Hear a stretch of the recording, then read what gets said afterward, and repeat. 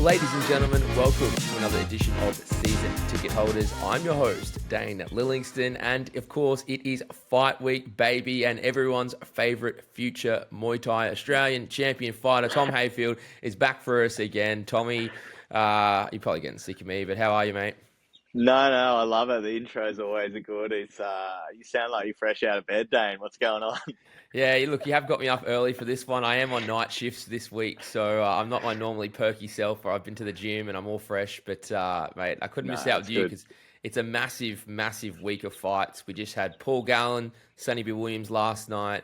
We got UFC 318 this weekend, and Tim Tszyu is back on the undercard of Manny Pacquiao. So for a fight fan, combat sports, it is all happening. Firstly, mate, just you, how you going?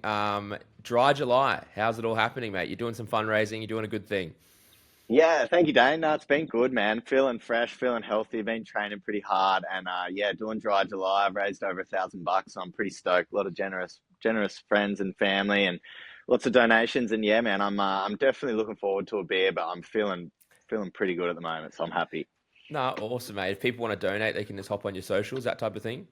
Yeah. I shared it to my Facebook, and I'll put it on my Instagram again now. And stoked, man. It's really cool. No, you're doing a good thing, mate. I can't believe it. I've seen you drink, so you're definitely saving the town a lot during this month. Saving some money. Yeah. Mate, now look, I'm just going to get into it real quick because I was working overnight, so I did cover the Paul Gallen, Sonny Bill Williams card. And yeah, a lot of people weren't knowing what to expect. I mean, Paul Gallen is 43, SBW is 39. They've had a grudge match, war of words happening for years and years and years. This fight was supposed to happen, a long time ago. It finally got off the ground. I know Gallen wasn't happy. It was 8 rounds, 2-minute rounds. Gallen wasn't happy. He wanted 3-minute rounds. Anyway, I didn't really know what to expect heading into the fight, but actually it was a pretty good war, man. Like, Sonny Bill came out early in the second round. He got him with a bunch of uppercuts. Looked like he was going to finish him in that second round.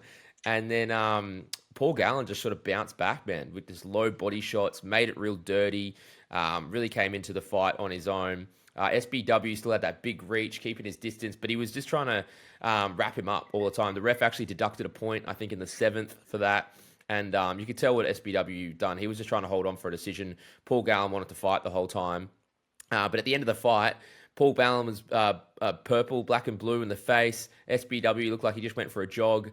2 judges gave it 1 apiece, and the 3rd judge gave it to Gallen, the split decision. Sonny Bill stormed out of the ring, didn't do any interviews, left straight away. They embraced sort of after it first before the decision was called out, and then Paul Gallen said they'll have a coffee, and there's a lot of hatred there. But look, mate, for a fight, and I did bet on Gallen, so he was a slight underdog going into it, so I can't complain, mate. Wow, there you go. There was a lot of bad blood leading into that fight. I couldn't tell if Gallen was just trying to sell the fight or not, but you could see that they generally didn't really like each other. And I did a live cross with Sonny Bill Williams on the weekend leading into that fight out at Homebush, and I got to hang out with him and his boys for about half an hour, and it was a pretty staunch crew. They were pretty big fellas, but they were awesome, man. They were so lovely, and I was rooting for SBW in that, and he was shadow boxing in front of me. I was loving it. I was lapping it up. I'm like, this is awesome, and he can definitely throw some hands. So yeah, I'm fortunate for him, but it sounds like a super close fight, and was it pretty entertaining? Like, you'd be stoked if you paid for the pay-per-view. Look, mate, it's one of those things, like, I didn't really know anyone on the undercard. Not that I'm a massive knowledge of Australian boxing, but yeah, they think they charge still full price for that through Stan Sport. It's still like around $70, I want to say. Like, it's a tough sell for 2 footy players who are well past their best. I mean, both had decent boxing careers post-footy, but they hadn't fought in 3 years. Both of them hadn't fought since late 2022. I feel like that fight would have been better 10 years ago, like when they're, a bit younger. They're still amazing athletes and super fit, but yeah, it's probably 10 years too late. I don't want to compare it to Manny Pacquiao and Floyd Mayweather, but I remember when they dragged that fight out and Floyd waited till Manny had been a bit washed and then finally called him out and was like, yeah, we can do it now. But yeah, you're right. Not comparing these two to those boxers in the slightest, because this was like a dirty sort of just in the wars sort of fight. Like, it wasn't crisp, clinical. No boxing aficionados are going to be watching that on replay. But Gallen got the job done. I know it's a bit controversial now, split decision. I know Sonny Bill Williams wasn't happy, but I reckon Gallen, I think SBW won the fight watching it live. I think it was a close decision. I think he just did edge it. But I could also see a world where Gallen just nods that decision. He was landing the more body shots and he was the aggressor in the fight. But geez, if we're going on damage, Paul Gallen was smacked by a garbage truck, mate. So, Wow, there you go. yeah. And you know what was weird too? It was Kudos Bank Arena in Sydney. They booed both of them. So, I don't know. Yeah, I wonder who the crowd was going for. Well, I think they slightly booed Gallen more, but Okay. they booed both of them when they came out. SBW just slightly louder. And it was a Weird. weird night, man. They both just sort of That like is got out weird. of their pickup trucks. There was no like real big entourages. It was a very low key sort of Well, not yeah. what we're used to in the UFC and sort of overseas boxing world. That's for sure. That's why I was like, I'm going to just save my money for the UFC on the weekend. That's the card to watch. That's what excites me. Perfect segue, Tommy, because let's just get into it, mate. Because you were wearing the Dustin Poirier shirt. I know you're a massive No, fan. Max Holloway. Max Oh, sorry, you're wearing. Holloway. Oh, mate, Yeah, you got it all I got a little bit wrong. blur on this. I got it wrong. Yeah. Sorry, No, sorry. I there you go. apologize. No, the Bless Um, Express. Hey, this is the shirt that I wear to training, and Cam just calls everything Bless. nice. No, you Yeah, have Tommy. it's Do you have a funny. Poirier shirt as well? No, no, no. Always Max Holloway. I think I've Oh, worn this in front of you, so I'm blind. Sorry, mate. there you go. It's No, you're right. that morning coffee hasn't kicked in. So no need to ask you who you're going for because this is going to be an absolute amazing card, mate. UFC 318. Well, sorry, I shouldn't say amazing card, but it is going to be an amazing main event because it's going to close the chapter on two legend, future Hall of Famers in the sport. This is obviously number 3. They did it for the first time back in 2012. It was Max Holloway's debut. Dustin Poirier got him in that one, a triangle armbar submission. That was to welcome to the UFC. They ran it back 7 years later in 2019. This time, I believe it was for the interim lightweight title. And Poirier got him again in a unanimous decision. It was a classic. It ended up 13-fight winning streak for Holloway. And then finally, 6 years after that one, 13 years after the first one, they're going to have a third and final rematch because, of course, Dustin has announced this will be his swan song. This will be it for him. And it's going to be for the BMF title. If you put much weight into that, obviously, I'll get into it with your boy Holloway because he won it in such spectacular fashion the last time we saw him. I will just say off the bat, it's obviously one of those cards where it is top heavy, but I think pure UFC fans are quite happy to see these two guys go at it one more time, right? Yeah, I think we've got Fight of the Year coming up this weekend. I'm beyond excited. This is the card I've been looking forward to for months now. You've got two warriors that just never back down, never say never, and they're just going to go at it for 5 rounds. I'm expecting a 5-round war. I'm expecting violence. I'm expecting blood. I'm expecting something spectacular. And I feel like we're in for a real treat this weekend. It's so fitting that, you know, Poirier welcomed Max into the UFC for his first fight, and now Max is going to see Poirier out in his last fight in the UFC. I feel like, you know, this is what we've all been waiting for. It's for the BMF title. It doesn't get any better. It is going to be an incredible fight, right? Because these two guys do, like you said, potential fight of the night, of the year, fight of the year contender. Because these two do leave it all out there. 100%. I'm calling it, Dane. It is. It's going to be. It has to be. And I got to tell you guys, Tom is super excited about this. More excited than I normally see him. You really are keen for this. You messaged me all week. You're like, when are we going to do the potty? When are we going to do the potty? And I've been busy with work, but I did. You go, bro. Well, I was going to say, I did want to do it with you, but I was just waiting because I know I've got some other UFC fans in the same boat who are sort of like, oh, you know, it's not a very good card. I don't know if I'm going to get too up for it because the rest of the fights, you know, they're sort of so-so. But like you said, these two have always put on a war, and we only need to cast our minds back to when Holloway obviously won the BMF title, which was that UFC 300, one of the most spectacular knockouts of all time, the final seconds of that fight against Justin Gaethje to win this BMF title, which doesn't mean anything, but it's still a cool little thing. How do you see it playing out?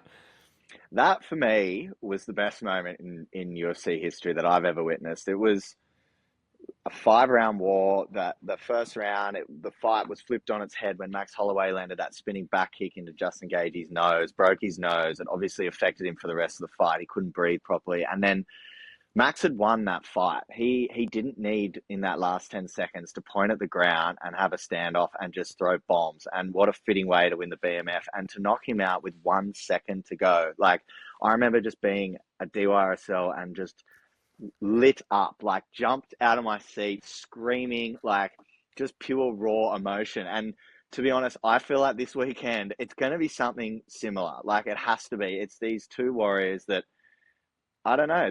And it's for the BMF title. They've got the balls. Like you may be winning on points, but they're gonna be in there to just take each other out, and it's gonna be all time. The one thing I really liked about that was I heard Holloway on the countdown. I know you watched it too, and we'll get into that a little bit. But he said the reason that he did it at the end is because that he'd given him such a good fight that he wanted to give Gaethje one chance at the end, and that's like an Yes, ultimate like fighter respect. Most fighters would not have that mentality. They would they wouldn't say, risk it.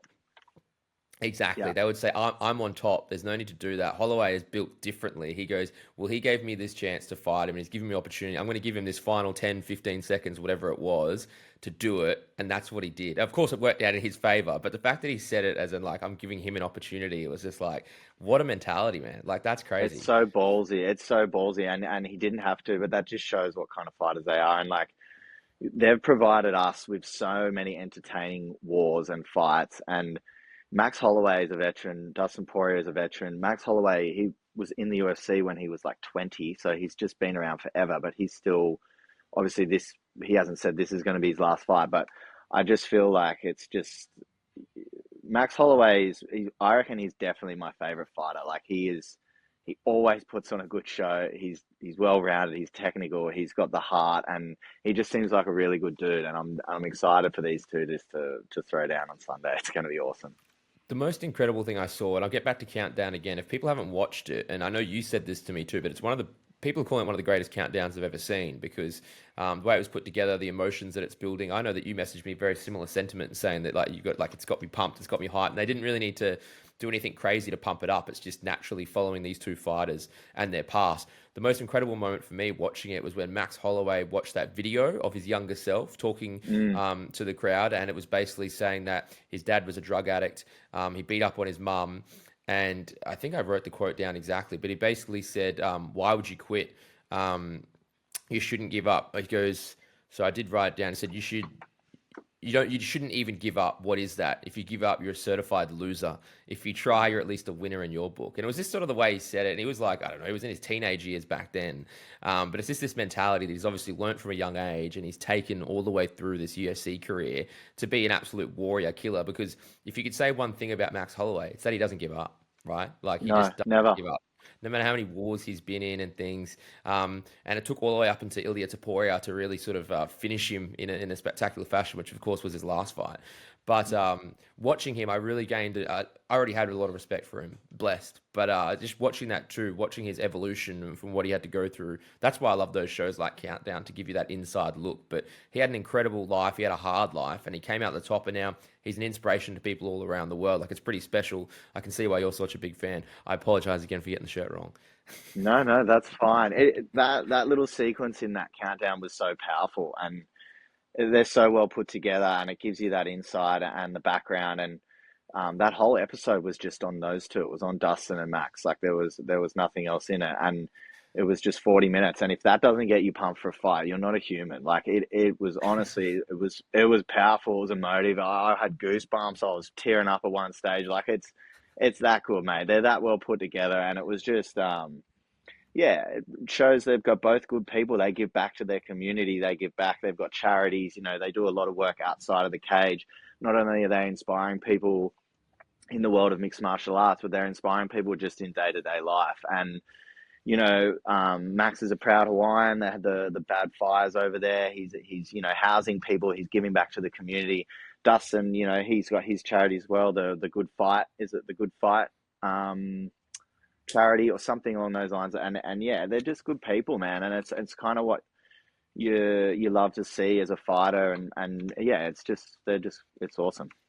I was going to say, if anyone still has like this mentality of UFC fighters as sort of like cage fighters, those types of people, then you'd only have to show them an episode like this, right, to see Mm. it's not like that, and they do give back, and these people are built differently, and the stereotypes just aren't true. Mate, just we'll stay on Holloway just for the time being as far as the fight goes, mate. We last saw him back in October. In 2024, and unfortunately, he just happens to go up against the guy who's on a goated run at the moment, Ilia Topuria. First time he'd ever been knocked out in his career. Max Holloway went down in the third round. But before that, he obviously did have that insane knockout, and then the 4 minutes and 59 seconds into the fifth round we just talked about at UFC 300 against Justin Gaethje.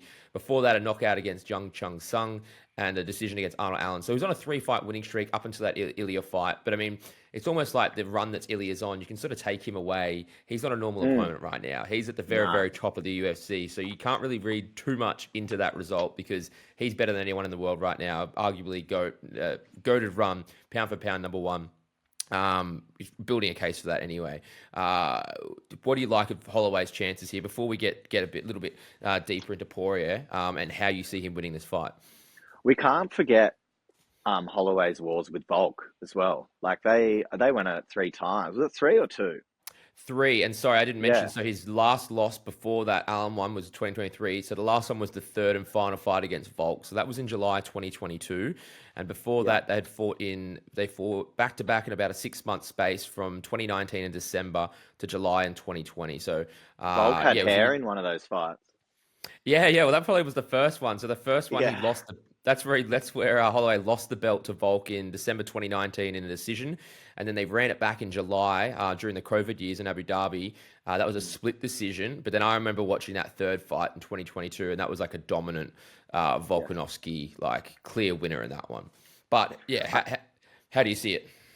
I feel I've got mixed emotions. Obviously, I'm heavily invested in this fight, and I can't wait. And I respect and love both both Dustin and Max, but I'm hoping with my heart Max wins by a knockout. But I don't think he can knock Dustin Poirier out. He's not going to give up, and he's in front of his home crowd. It's his retirement fight. He's in front of all his own people in Louisiana, and I feel like if it does go to split decision, they're going to give it to Dustin just because it's probably going to be super close and he's the hometown favourite and it's his retirement fight, and what a fitting way to go out on a win.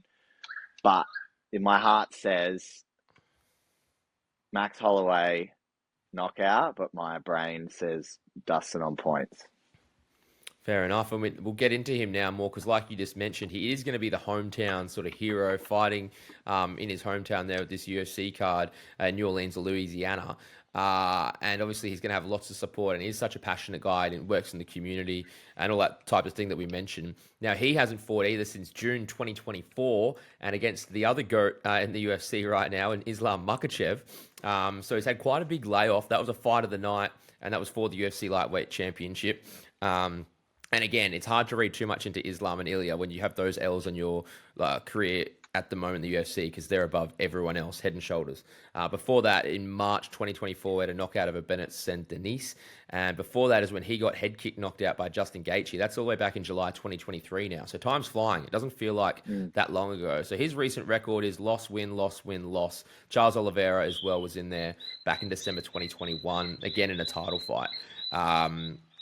So what do you make him? I mean, he's obviously one of the best strikers as well in the UFC with Holloway. You imagine this is going to be like a stand-up war, right? Like I can't imagine either of them are going to want to take it down. I definitely don't see Holloway doing that. I don't really see Dustin doing it either. Do you think they just sort of stand on the feet, trade it out? It's technical, and then Holloway obviously lasts. You wouldn't expect him to get knocked out again. Is that what you expect them to stay on the feet and they'll grind it out to this? Well, if one of them doesn't get the finish, they sort of just stay on the feet and see out the 5 rounds? Yeah, that's what I'm expecting. And I think that's what the fans want. And I feel like these two fighters are really wanting to give the fans what they want and put on a great show. So I can't see anyone going for the takedown unless it's potentially Dustin if he needs a break or if he's getting touched up on the feet. But who knows, man? I'm expecting a 5-round stand-up bang fest that's just going to be epic. Yeah, I was going to say, I mean, you imagine that these guys, if it's going to be for the BMF, it should be explosive, right? Like, Yes. that's... I can't. It's not going to be like an Islam try and take him down the whole time. And he tried to do that to Dustin in that fight, and that was such a great fight. That was awesome. Like, obviously, Dustin was, he was losing. He was kind of getting. He was definitely losing, but he's hard. He just doesn't give up.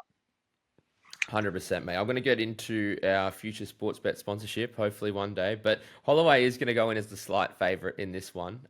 Hmm. He's paying $1.78 at the moment. And as far as methods, the favourite method is Holloway by points. So Yeah, wow. that's actually ahead. So Poirier by points is 440, and then uh, the knockouts, Holloway about 5, and Dustin Poirier about 450. So look, it's pretty tight. It's one of those fights where Hmm. it's pretty hard to read. I think personally, What do you uh, reckon, Dane? I think, yeah. What do yeah, you think? yeah. Look, I actually sort of like the favorite decision, which is Holloway points. Like I could totally see it just going that Do you way. reckon they're going to do that in Poirier's hometown for his retirement, though? Oh, I mean, it depends how dominant it is, right? I get what you're saying. If True. it does happen to be Mm, like a close, fight that is hard to judge, and maybe it's like two apiece and a tough fifth round to judge, then yeah, I could totally mm. see them giving the nod. But also, we're talking about UFC judges, right? How many times have we just seen whack decisions, no matter whether it's the hometown or the champion? Like, I think you could throw most of that actually out the door these days because the judges are just whack sometimes. But I Mm. agree, like if the hometown crowd, the support, even just the motivation it gives him, maybe that does give him the slight edge going into it. But I mean, if Holloway is that good, and I think he's still in that type of form, and he's going to be tuned up and ready to come back and bounce back from that Ilya fight, I think I'd be happy to go with Holloway by decision. There you go, my boy. How excited Now are you going to be? your boy this weekend too. Yeah, well, I've never been against him, but I mean, it's one of those things, right? When you're always up against Volkanovski, and you're up against sort of one of your favorite fighters, it takes a while until you can jump on the bandwagon too. Like Ilya Taporia, I'm a massive Ilya Taporia fan now Mm, because mm. he's not fighting Volk anymore, and I can really appreciate it. Now, I did want to Yes. quickly touch on that actually, Can just while I? because there you Yeah, go yeah. for it. Can I let you and everyone in on a little secret? Yes.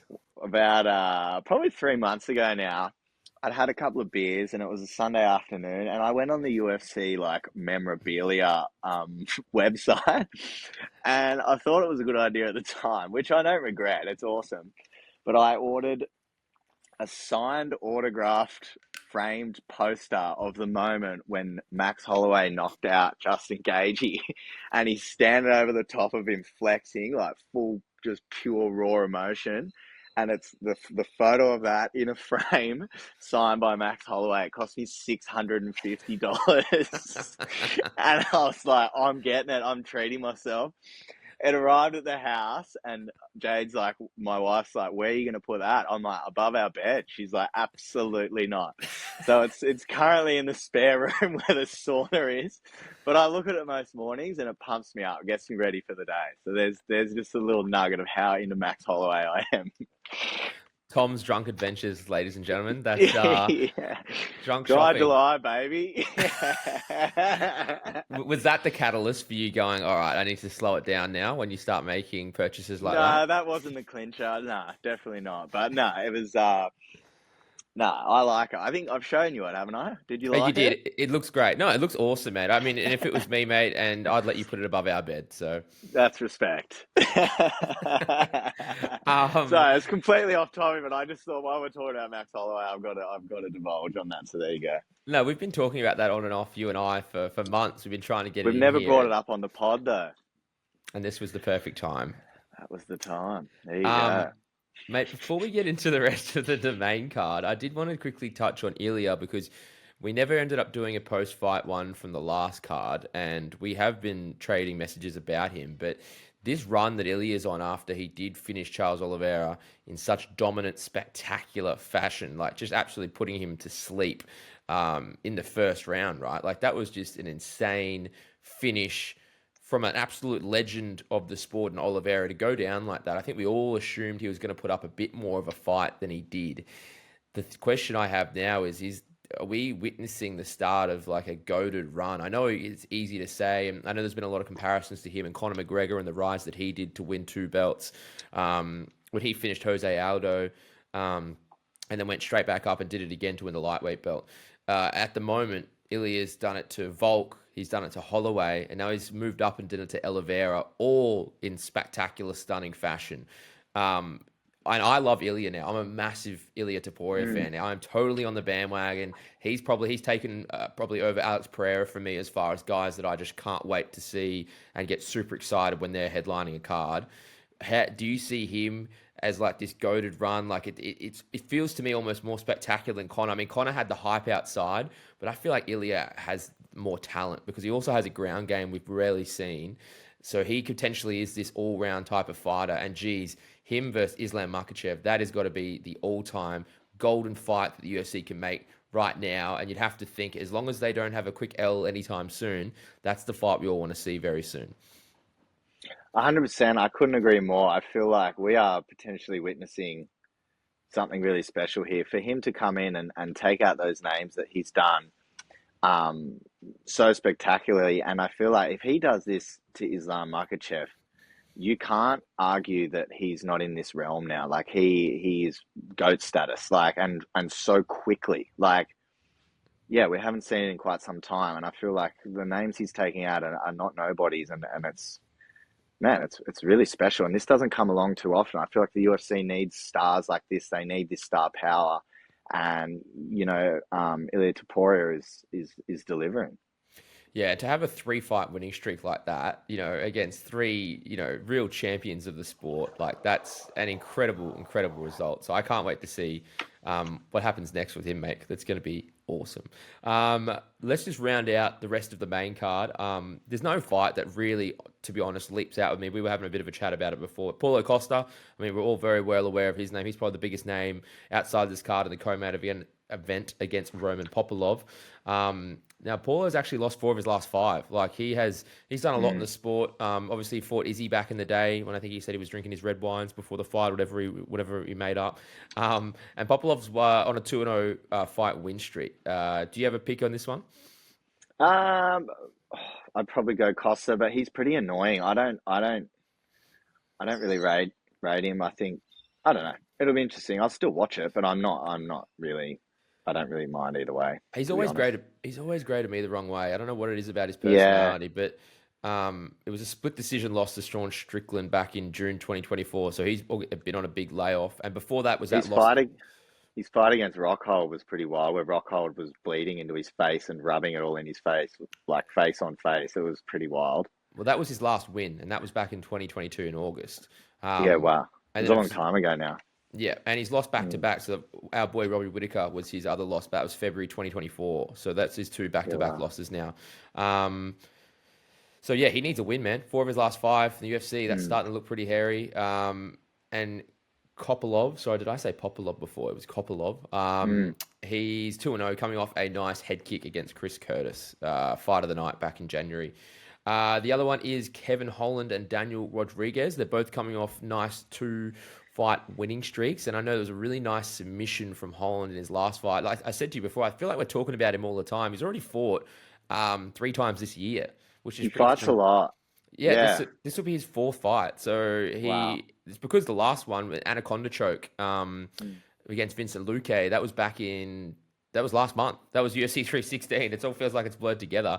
Wow. And then a decision against Gunnar Nelson, and he lost to Robert de Ritter back in January. So he's already fought 3 times. Pretty crazy for him to put it together like that. And you said you know a little bit about D-Rod. Oh, I don't know that much to be honest, but I'm excited for this fight. I think this is one not to sleep on. I think this could be some fireworks. This could be one of the bangers of this main card for sure. Nice. And after that's not what you said to me, but that's okay.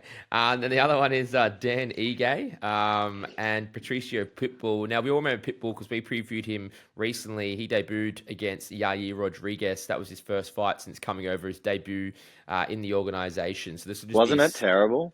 yeah, it was. Yeah, yeah. But it's one of those things, man. Like, I think he's a guy that people wanted to see in the UFC for so long. He's 38 now. He had a really long story Mm. career in Bellator. But yeah, he lost a unanimous decision to Yair. When was that now? Back in UFC 314 in April. And he's 38. So it's one of those things where I think people would have liked to have seen him a few years ago, but he's probably now at the tail end. And I don't know how many people are calling for that fight now. Yes, yeah. I yeah, I forgot what I was saying. All That's all good. right, mate. That's all right. Again, it is like, and like I said to you, it is sort of one of those cards where like none of these main fights popping out for me. The other one, to round out the main card, it's Michael Johnson and Daniel Zellhuber. And both of these guys need wins. I know Michael Johnson, I think he's from Ultimate Fighter back in the day. He's 39 and he's won 2 in a row, so he's looking for his third.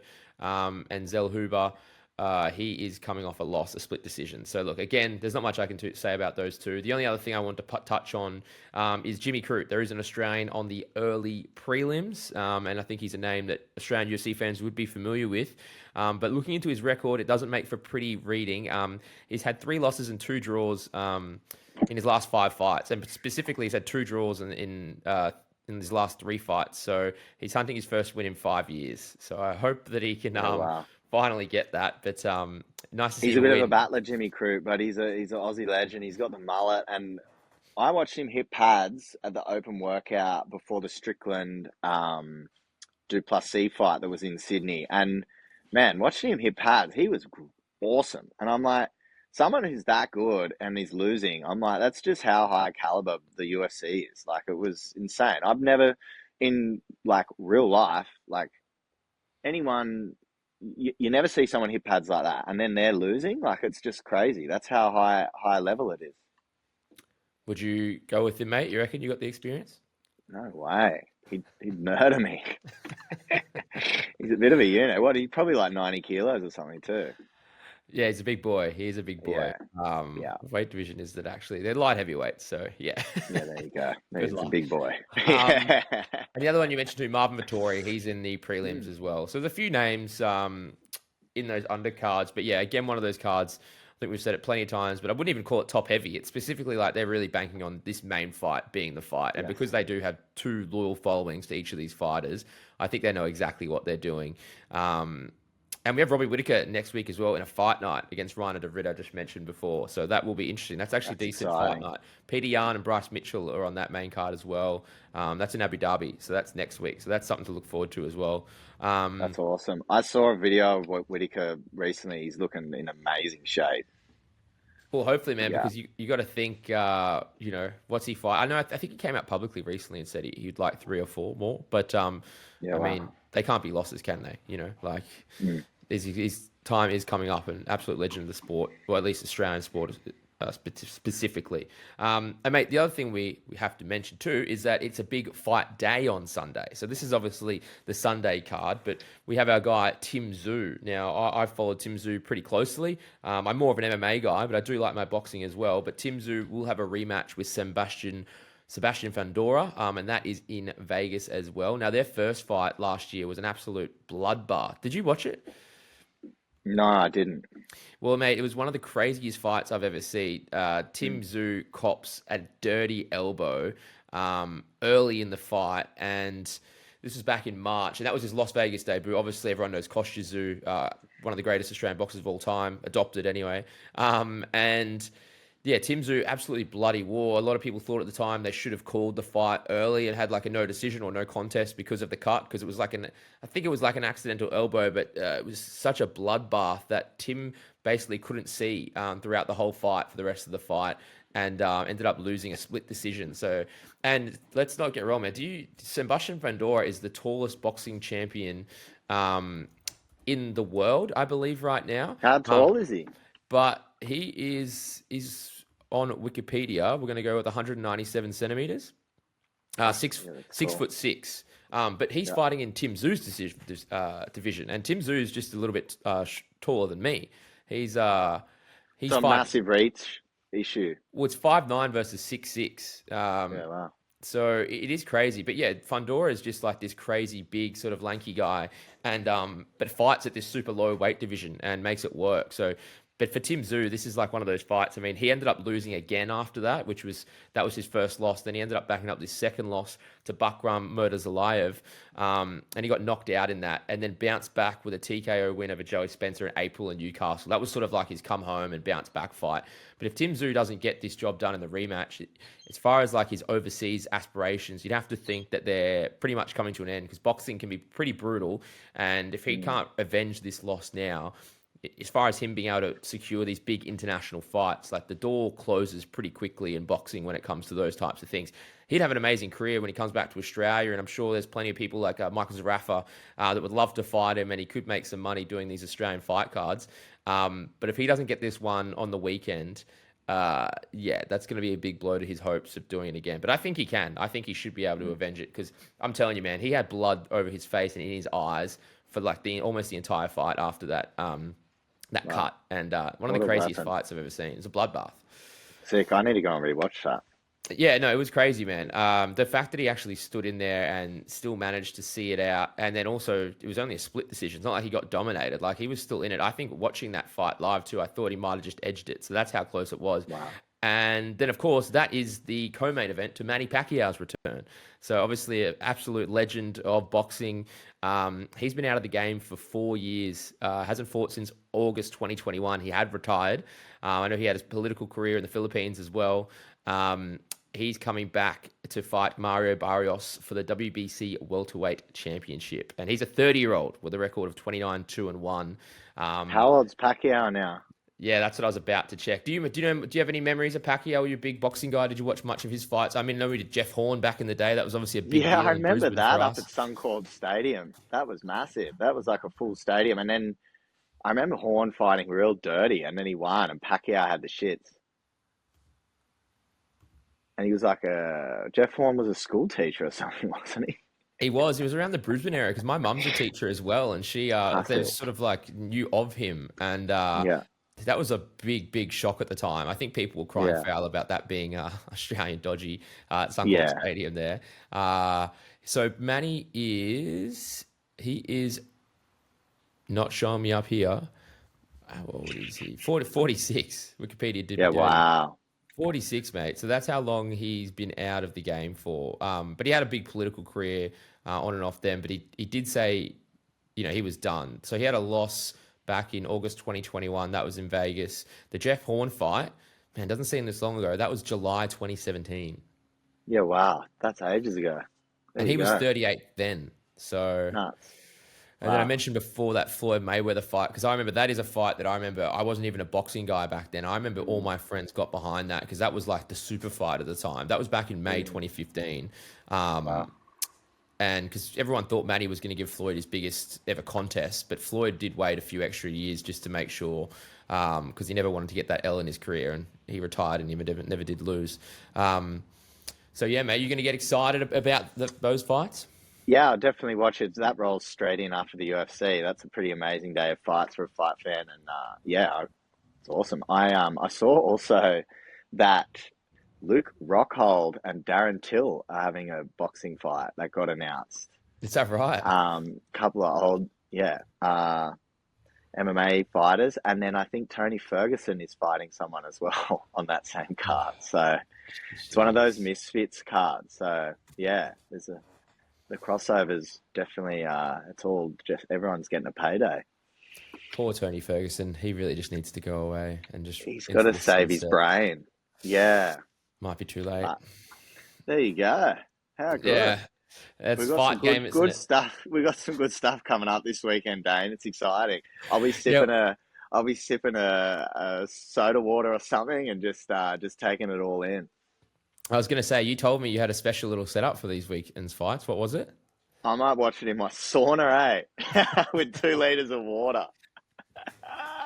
That's so nice. And just talk to nobody and focus. Yeah. Hey, mate, you're technical. You get those good notes for the next show. Exactly. Just all for the pod. I'm excited. 100%. Well, I will be at the office in the city, which I have watched fights there before. They've got a nice little sports bar there in the Sydney CBD. Going to mix it up a little bit and check that out. And what's a venue? I thought you meant your office. No, it's an actual pub. Sorry, that is actually confusing. Yeah. No. I think the place is called the Office. And it's in Sydney, and they've got a nice, the Office Hotel. Near Wynyard, and it's got a nice sports bar there. Wynyard's a good area near the water as well. So we'll check it out there. So I am looking forward to that, mate. I think I looked it up. So basically, the boxing will be, I think they said maybe Tim Tszyu will walk out maybe like 11 a.m., like Sydney time. Sunday, and then Manny would be around midday, and then midday is when the UFC main starts. So I don't know how the pubs are going to do that sort of setup, depending on how they are. I'm sure they'll have to have one TV on the boxing for Tszyu, and I'm sure there's plenty of Pacquiao fans out there too, even though that seems like a past his best type of fight. It shouldn't really be fighting, but it's still a massive name and it's going to bring out some fans. So I'm excited, mate. Bring it on. It's going to be good. I can't wait. Awesome. Well, Tommy, thank you very much again for joining us. I mean, it was a big day of combat sports. We got through a lot. It has been a big week, and it's not over yet. And you're midway through dry July, so you're looking good, mate. Thank you, bro. Yeah, no, a couple of weeks ago, and it'll be all worth it. And if you want to donate, I'll pop it on my socials and see how we go, eh? Sounds good. I'll have to get there nice, too, mate. I'm excited. Yeah. No. Oh, how's this? My trainer in Thailand donated to my dry July. Oh, that's very nice. That's awesome. Melted my heart. I was like, what an absolute legend. And like, that's big money in Thailand. I'm like, yeah, it really warmed my heart. So that, Thai people are just awesome people. They land of smiles, don't they? Call it something like that? Just super giving and generous and just, stoked. It really, it warmed my heart. I was stoked. No, that's beautiful, mate. He might also just be scared of you because he held pads last time. So I don't think so. I think he'd murder me. He's like 65 kilos and he'd kill me. Oh, nice. Oh, awesome, mate. No, that's a nice way, a very wholesome way to finish, Tommy. Thank you, mate. Thank you again. Enjoy the sauna. I'll be there with you in spirit, hey.